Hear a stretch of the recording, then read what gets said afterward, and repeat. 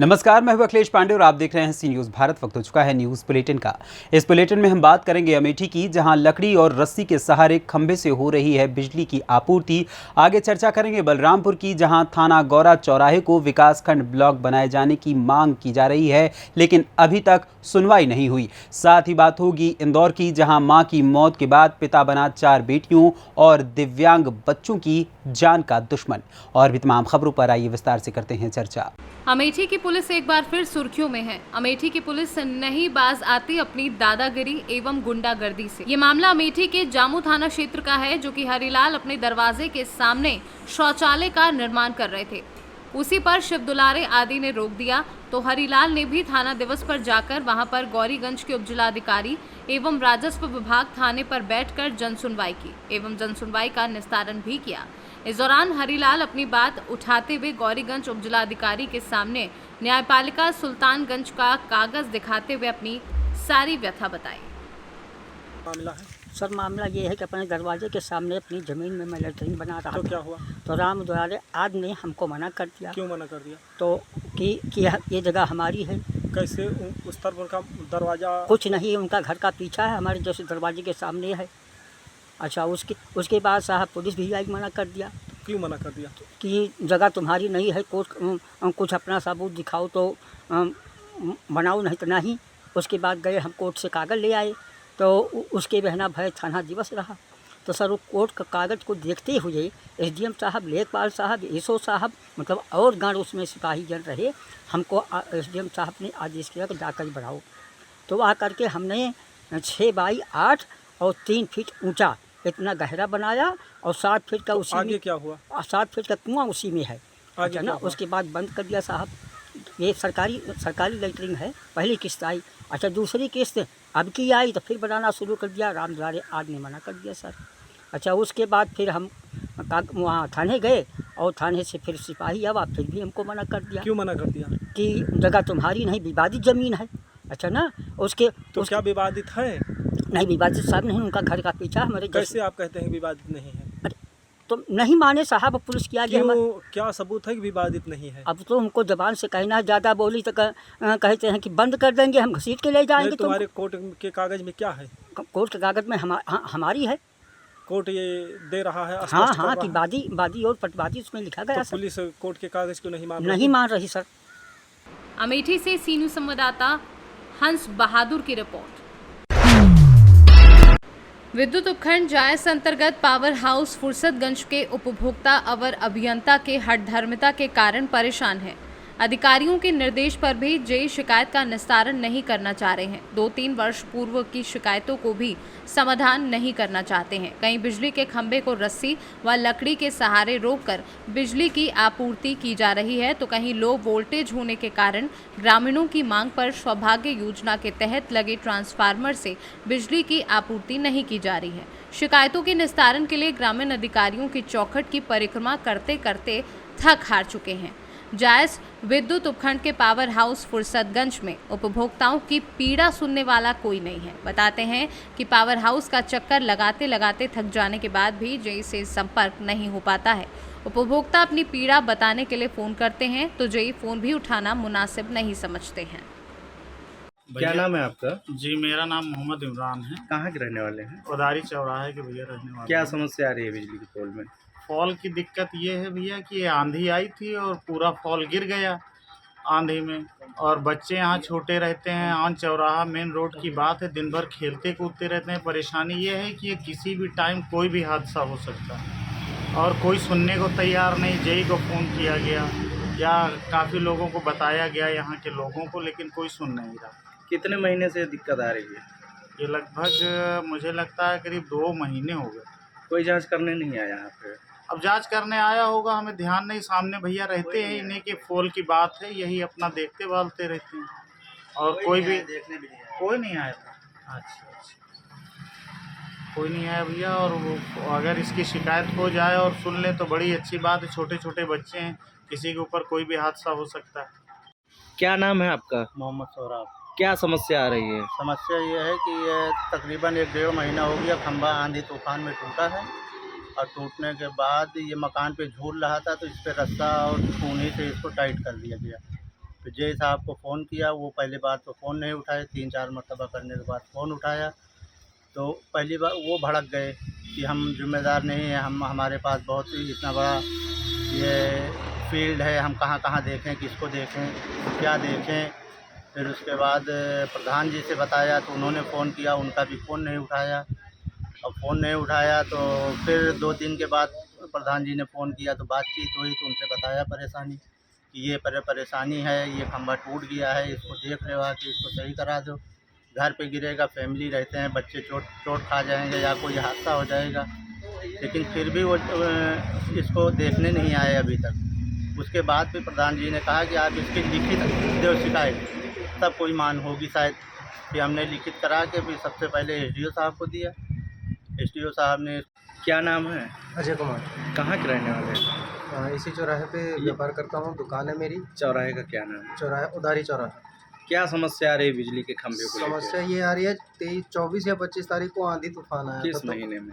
23-24 अप्रैल को तूफान आया था, हवा बहुत तेज़ थी, तो उसकी वजह से बिजली का जो पोल है वो ज़्यादा इधर उधर मूव करने लग गया, मतलब नीचे से टूट चुका है, इसमें त्रेड़ बहुत ज़्यादा आ चुकी है। तो ये किसी भी समय इधर से या उधर से किसी भी तरह कहो कि ये घर के ऊपर भी गिर सकता है, और इस घर में छोटे छोटे बच्चे रहते हैं। तो इसकी वजह से हमने जेई साहब को कंप्लेंट डाली 27 अप्रैल को। फ़ोन करने पे नहीं उठाया, मैसेज किया, मैसेज के बाद उन्होंने फ़ोन उठाया, फ़ोन उठाने के बाद बहस करी अच्छे से। तो उन्हें मैंने ये कहा अगर किसी को भी नुकसान हुआ तो जिम्मेदारी आपकी होगी, लेकिन उसके बाद कोई भी नहीं आया, एक बंदा नहीं आया देखने। आप इसकी जर्जर हालत देख लीजिए, ये किस हालत में है, अगर ये गिर जाए किसी के ऊपर तो कौन। अमेठी से सीनू संवाददाता रामधीरज यादव की रिपोर्ट। जनपद बलरामपुर के थाना गौरा को पिछले 2 दशकों से क्षेत्रवासी शासन और सरकार से विकास खंड बनाने जाने की मांग कर रहे हैं, लेकिन अब तक कोई किसी ने पुकार नहीं सुनी है। युवा विकासवादी संघर्ष मंच पिछले कुछ वर्षों से लगातार शासन से गौरा को ब्लॉक बनाए जाने के लिए प्रशासन और स्थानीय जनप्रतिनिधियों से मांग कर रहा है, और आज युवा विकासवादी संघर्ष मंच के नेतृत्व में मुख्यमंत्री को पोस्ट कार्ड भेजकर गौरा को ब्लॉक बनाने की मांग की है। मंच अध्यक्ष सुनील शुक्ला ने बताया कि गौरा को विकास खंड बनाने हेतु सन 2002 में तत्कालीन भाजपा विधायक बिंदु लाल ने राज्य सरकार को पत्रावली भेजी थी, और सरकार बदल जाने के बाद पत्रावली ठंडे बस्ते में चली गई, लेकिन प्रदेश में पुनः भाजपा सरकार बनने पर गौरा वासियों की आस जग गई है। पिछले 2 दशकों से गौरा क्षेत्र के वासी गौरा चौराहा को विकास खंड बनाए जाने की मांग लगातार सरकार से कर रहे हैं। तत्कालीन विधायक सन 2002 में माननीय बिंदु लाल जी ने शासन को पत्रावली भेजकर गौरा को विकासखंड घोषित किए जाने की मांग की थी। उसके बाद सरकार बदलने के बाद मामला ठंडे बस्ते में चला गया। पिछले कई वर्षों से युवा विकासवादी संघर्ष मंच इस मुद्दे को पुनः उठा रहे हैं, और कई तरह के प्रयासों से सरकार तक अपनी मांग को पहुंचाने में लगे हुए हैं। आज युवा विकासवादी संघर्ष मंच के नेतृत्व में गौरा क्षेत्रवासियों ने मुख्यमंत्री को पोस्ट कार्ड लिखा है, और पोस्ट कार्ड के माध्यम से मांग की है कि यहाँ लगभग 65 ग्राम पंचायत मिलाकर ब्लॉक के मानक को पूरा करते हैं। इसमें लगभग 1,40,000 की आबादी ब्लॉक पर आने वाली योजनाओं और सुविधाओं को लेने के लिए 30 से 35 किलोमीटर का चक्कर उनको काटना पड़ता है, जिससे ज़्यादातर आबादी ब्लॉक में मिलने वाली सुविधाओं से वंचित रह जाते हैं। रामपुर से सीनू संवाददाता अजय आर्य की रिपोर्ट। खबर इंदौर से है, जहां मां की मौत के बाद पिता बना 4 बेटियों एवं दिव्यांग बच्चों की जान का दुश्मन। हबीब कॉलोनी खजराना में एक ऐसा ही मामला देखने को मिला, जहां एक पिता ही अपनी 4 बेटियों उनके बच्चों की जान का दुश्मन बन गया है।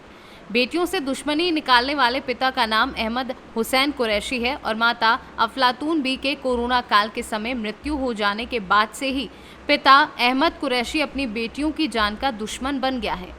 4 बहनें आसमा, शायरा, फरानास एवं हिना कुरैशी चारों एक ही बिल्डिंग में रहते हैं, और इनका कहना है कि माता के देहांत के बाद पिता दूसरा निकाह करना चाहता है, जबकि वर्तमान में पिता ने कॉन्ट्रैक्ट पर एक बीवी भी रखी थी, और साथ ही साथ इसके चारों बेटियों का कहना है कि पिता ने ही जानबूझकर मां अफलातून बी की मौत होने दी, जबकि पिता चाहते तो मां का इलाज करवा सकते थे, लेकिन प्रॉपर्टी और निकाह करने के चक्कर में उन्होंने अफलातून बी को मरने दिया, जबकि पैसे की किसी भी तरह से कोई कमी नहीं थी। बेटी फरानाज कुरैशी के पति का इंतकाल हो गया है और पिता अहमद उसकी शादी 70 साल के बुजुर्ग व्यक्ति से करवाने के चक्कर में उसे भी घर से बाहर निकालने पर मजबूर कर रहा है। शायरा बी कुरैशी के 3 बच्चे हैं और तीनों ही दिव्यांग हैं। पिता और भाई इतने निर्दयी हो चुके हैं कि 1 महीने से बिजली और पानी के कनेक्शन तक काट रखे हैं और घर के पीछे से गंदगी घर में फेंकते रहते हैं, जिससे सभी परेशान होकर घर से भाग गए। उक्त पूरा मामला संपत्ति का है। कानूनी तौर पर इन बेटियों का भी बराबरी का हिस्सा है, पर लालची पिता और पुत्र लालच में अंधे होकर अपनी ही बहन बेटियों के जान के दुश्मन बन गए हैं और मामला पूरा न्यायालय में विचाराधीन है। आपके बिजली काट दिया और 1 महीने से हम पानी के लिए बैठे हुए हैं। अच्छा, तो आपके पिताजी ने जो ये पानी बिजली मतलब क्यों ऐसा क्यों करा उन्होंने? केस चल रहा है हमारा कोर्ट में। केस किस चीज केस इस चीज में चल रहा है कि हमने उसमें पैसा लगाया है। मकान में पैसा लगाया आपने? जी, और मेरे मम्मी पापा दोनों के नाम पर ही मकान है और हम सब बहनों ने 3-3 लाख रुपए लगा। उन्होंने बोला था तुम यहाँ पर आ जाओ, हमको रजिस्ट्री मिल जाएगी और 2-2 फ्लैट भी देंगे तुम्हारे को। मम्मी ने बोला था कि अभी जैसे जमीन की कीमत कम है, 5 साल पहले बनवाया था। 6 साल हो गए 2017 में बनवाया था। बोले हम जब तो किराए के घर में रह रहे थे, हमने कि ये कहते कि कंप्लीट हो जाएगी आप आ जाना। इतने में मम्मी की डेथ हो गई कोरोना के अंदर और हम यहाँ पर आए हैं तो हमारे भाई जो हैं वो भी यहाँ पर आ गए, वो हमें देके वापस लेना तो आपके पिताजी ऐसा क्यों कर रहे हैं? इसके पीछे कुछ कारण क्या है? हमारे भाई मोहम्मद सिराज कुरैशी है ना, उनके कारण कर रहा है। सिराज कुरैशी करवा रहा है, उनके बेटे करवा रहा है। अच्छा, तो अभी आप हमारे भाई चाहते हैं सब हमें दे दो वापस, हम नहीं देना चाहते, तुम्हें बहनों को मत दो, हमें निकालना चाह रहा है। इंदौर से कैमरा पर्सन पूजा हिरवे के साथ संतोष मालवीय की रिपोर्ट। मेरठ में बलात्कार की पीड़िता काट रही है एसएसपी ऑफिस के चक्कर। कई बार शिकायत दर्ज करवाने पर भी नहीं हो रही है सुनवाई। दबंग किस्म के लोग हैं आरोपी। थाने बुलाकर की गई महिला के पिता की पिटाई। पीड़ित का आरोप बलात्कार की धारा हटाकर छेड़छाड़ की गई। सड़क पर जा रही महिला को दबंगों ने उठाकर बलात्कार किया है। हस्तिनापुर थाना क्षेत्र का मामला बताया जा रहा है। सर, मेरे साथ ये हुआ कि 24 जनवरी को मेरे साथ छेड़छाड़ की, उसके बाद एक एफआईआर थाने में दर्ज हुई, हस्तिनापुर थाने में छेड़छाड़ की। उसके बाद उन पर कोई कार्रवाई नहीं हुई। हम थाने के कचहरी के चक्कर काट के थक गए, लेकिन कोई कार्रवाई नहीं हुई। उसके बाद उन्होंने 25 फरवरी को मेरा बलात्कार किया।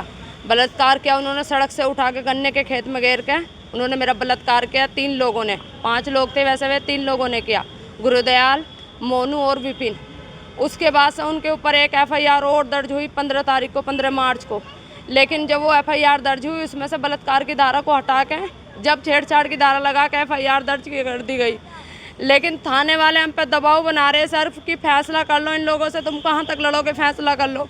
9 तारीख में रमेश चंद्र शर्मा ने हमें थाने में बुलाया, इंस्पेक्टर है जो, और उन्होंने हमें, मुझे और मेरे हस्बैंड को बुला के और हमारे साथ मारपीट करी, फैसले का दबाव बना के। पहले उन्होंने फैसले की बात की तो हमने मना कर दिया, तो उन्होंने हमारे साथ मारपीट करी। फिर हमारे पापा को भी बुलवाया उन्होंने, तो पापा के साथ इतना बुरा तरीके से मारा, उन्होंने बेहोश कर दिया पापा को वहीं मारते मारते। सर, उसकी फ़ोटोज़ भी हैं वहाँ पे, जो मतलब 5 बजे से 7 बजे तक की थाने की फ़ोटोज़ निकलवा ली जाए कि किस तरीके से हमें मारा गया वहाँ थाने में। और मुझे और मेरे हस्बैंड का हथकड़ी लगा के 151 में चालान कर दिया गया मवाने के लिए, और हमें पूरी रात वहाँ मवाने बंद रखा। उसके बाद हमें छोड़ दिया गया। फिर हमें पता लगा कि मेरे हस्बैंड पे उनकी जो अपराधी है, नाबालिग बहन है, उसका फोक्सो लगा के मुकदमा लिख दिया गया मेरे हस्बैंड के ऊपर इंस्पेक्टर ने, और मेरे ऊपर भी मुकदमा लिख दिया इंस्पेक्टर ने। अब वो इंस्पेक्टर चाह रहा है कि हमें जेल में बंद करना चाहता है। हमारा कसूर क्या है, हमें इंसाफ मिलना चाहिए। मेरठ से सी न्यूज़ संवाददाता जावेद अब्बासी की रिपोर्ट। फिलहाल के लिए इस न्यूज़ बुलेटिन में बस इतना ही। देश दुनिया की तमाम खबरों के लिए देखते रहें सी न्यूज़ भारत।